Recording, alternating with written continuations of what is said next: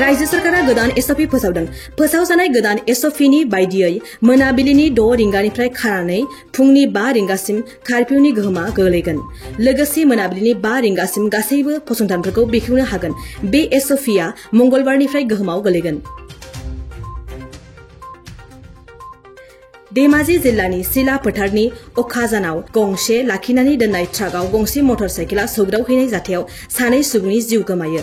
जाथायाव जिउ गोमानाय सुबुंफोरखौ प्रदीप, मेदक आरो डनमन माला होननानै सिनायथिदों।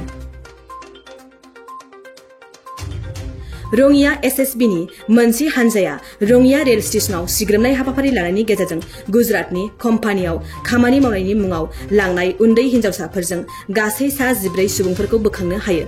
बोखांनो हानाय 14 सुबुंफोरखौ भारत भुटान सीमा ओनसोलनि गुबुन गुबुन जायगानि होननानै मिथिनो मोननाय जादों। हजायाव दिनै गान्धी विद्यापीठ गोजौ फरायसालिनि मेट्रिक आनजादाव उथ्रिसारनो हायै फरायसुला फरायसुलिफोरा आनजादनि मार्कशीट होयैनि अजदजों सोमावसारनाय हाबाफारि लादों।